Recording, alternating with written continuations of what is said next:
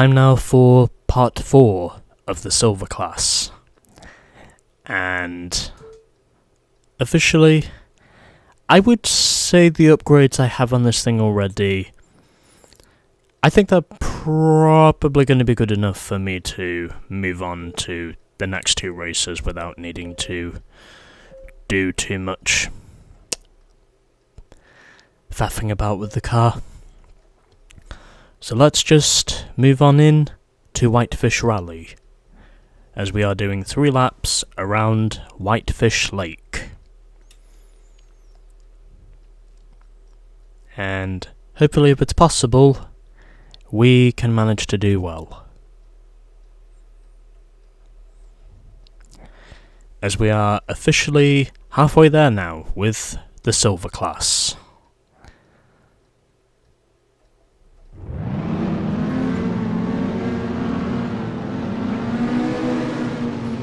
And I'm pretty sure this time that we are doing what I think is the longer version of this track, if I'm not mistaken.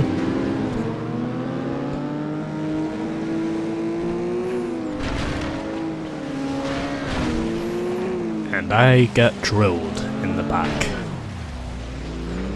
And right before I get forced straight off the track in that left-hander, I immediately step on the brakes. I should have taken that shortcut. Unfortunately, I didn't. But either way, it is 3 laps around Whitefish Lake. And hopefully, if it's possible, we can manage to avoid calamity.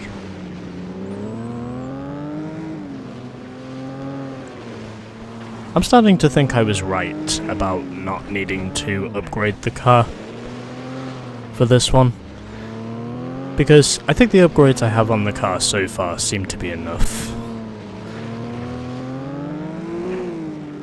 But as to how much of it is enough, well, that's only something we can find an answer to in the next 2 laps, as long as I don't do that too many times.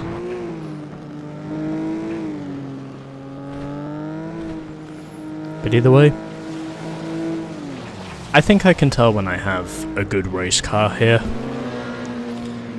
because I know this with the increased levels of grip I have,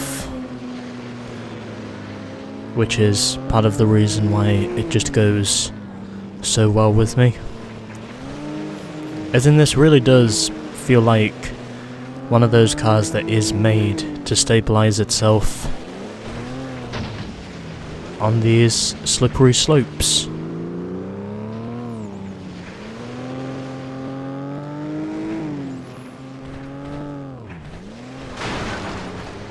Yeah, I had to hit that sign at some point. It was just gonna happen, one way or another. Also, I just noticed some snowmobiles there.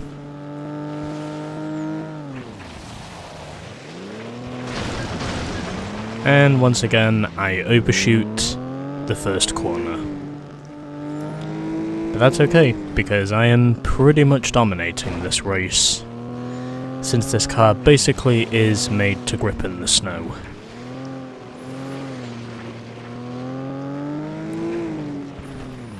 And for that reason alone, I think I probably did make a good choice. And I have now... Oh, okay. I accidentally clipped that branch there.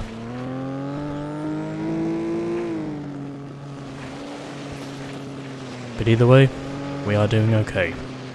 And I've also noticed 1 or 2 dead bodies down there.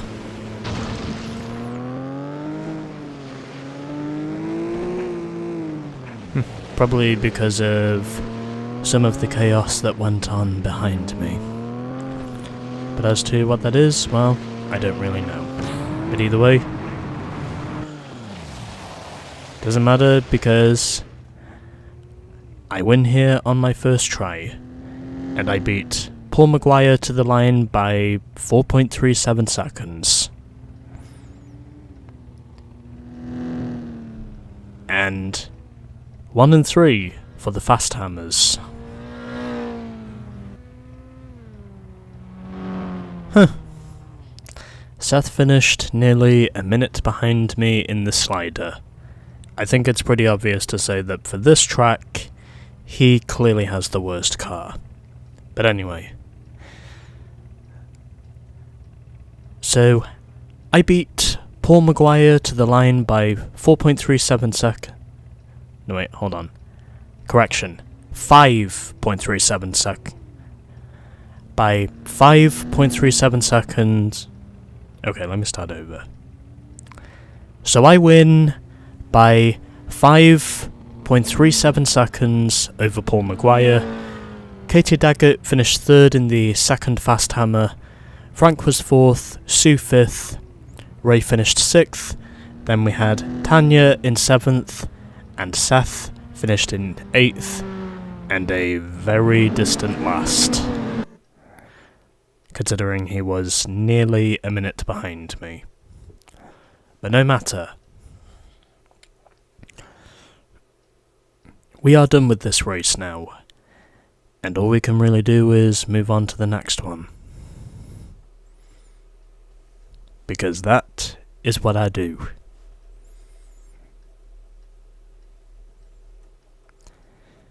Because I can tell when my car is made for rallying. At least in terms of snow rallying. So we now have Fairgrass Cup among our unlocked races. And total in the end of $100+ in terms of our bonus reward. And we are now up to $7,000. So let's now get through Pinewood Qualifier, which should qualify us for the Watahu Rush Hour. Okay, here we go. Time now for what is race number 8 of the Silver class. And then once we are done here, we can then move on to our next 2 races. Alright, here we go.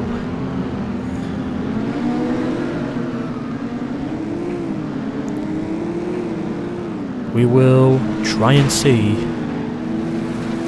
if we can put together a run that'll work.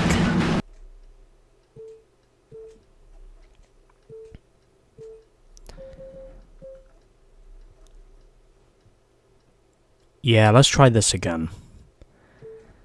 We have now unlocked the Watahu Rush Hour, but I'm pretty convinced in saying that my attempts up to this point can be better than what they have been. At least I did manage to get a sweet bonus from my previous attempt. But nonetheless, I will try this again. So we'll see how we do.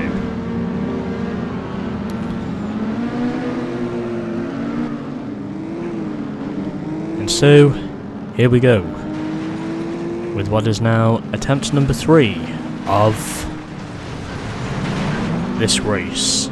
And as I expected, the field basically just piles straight into the guardrail and therefore the tyres. And trying not to get spun out. Wow, I did not think I was going to save it. I really had to basically go full opposite lock on the steering. I basically had to go full opposite lock on the steering rod if I was actually going to successfully save the car there. But either way, that's what I did. And now,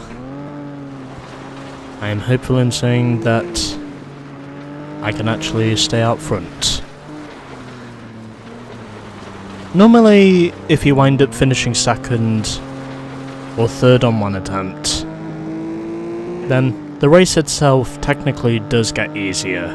On the following attempt, I was not paying attention to where I was positioned in comparison to the overhead bridge.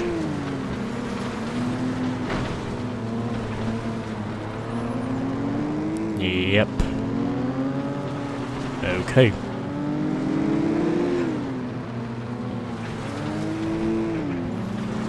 And at least I'm holding on to the lead, which is one thing. And collecting a few tyres in the process, but at least I'm able, for now at least, to hold on to the race lead. Just have to make sure I do not make the same mistake I did before.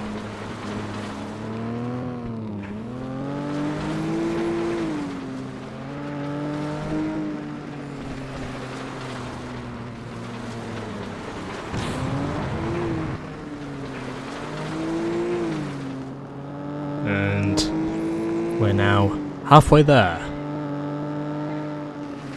at Pinewood Meadows.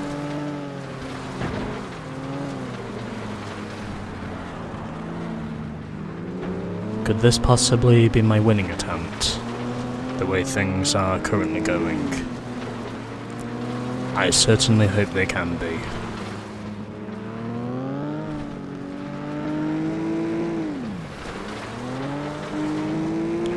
Especially since I technically did choose one of the best cars for the silver class.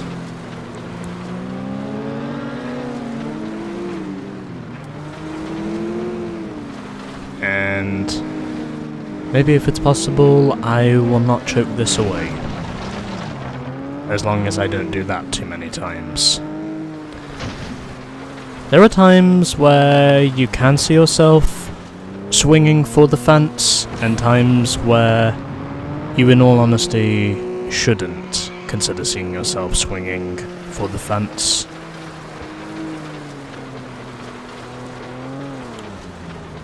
But either way, I am holding on to what is now an extended lead over the two guys who were behind me just a few seconds ago.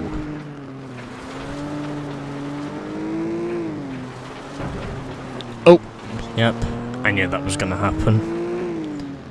But that's okay, because I am out front with a gap, and at the moment that's kind of all I really need to worry about, because it means that I should be able to come away with the gold. And almost losing control of my car there, but able to hold on, and just like that, I win in style. Over Frank and Katie, as in both races I just did, the end result where I win winds up becoming a double podium for the Fast Hammers.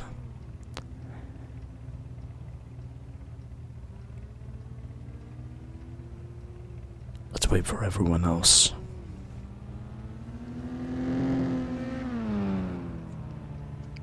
Huh, well that didn't take quite as long as it did before. But anyway, so I win by 4.79 seconds over Frank. Katie finishes third. So on both the attempts where I win the race, it's a double podium for the Fast Hammers. Ray finished fourth in the Road King. Then we got Tanya finishing sixth in the second overrunner between the two Speed Devils, and at the back in the slider we had Seth Bellinger.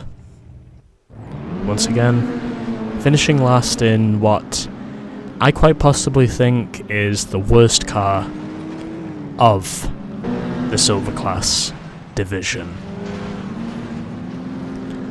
And yep, everyone was literally just swinging straight for that tyre stack. Even though it was probably a pile of tyres more than anything else. Excuse me. But no matter. I still got the win. And personally, that's all I really care about. Because I got it done.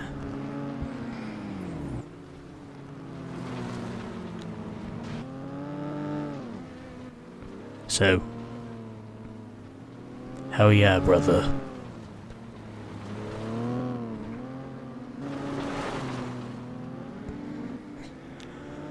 Alrighty.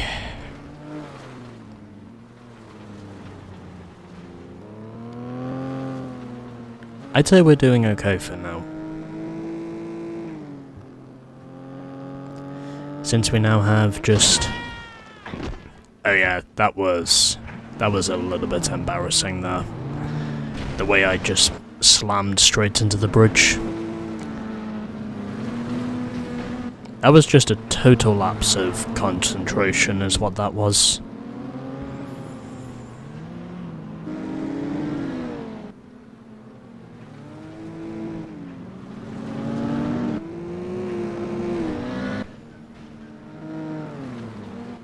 But anyway.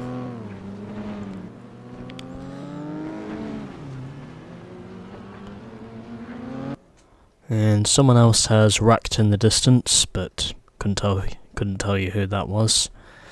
But either way, it doesn't matter, because another 2 races are done. And I think that will now put me up to either just under or over $10,000 in my bank, if I'm not mistaken. At least I think that's how much it is. We'll wait and see. Okay, another $2,500 in my bank, and only $39 in the bonus. You know what? I'm okay with that. Oh, we're up to 11 grand. Okay. Well, anyway. So that's our second row of events in the Silver Class now done. And all we have to do now is focus on these last 4 events. But before then, let's review our progress, as we are now up to over 200 kilometers driven, and we are just 3% away from reaching halfway, which means by the time we have done our next race, we will probably be at 50% completion. And these are the stats for my car, with more upgrades to come, obviously. But anyway, yeah. So, 2 rows of the Silver Class have now been cleared. And next time, we will be starting row 3 of the Silver Class.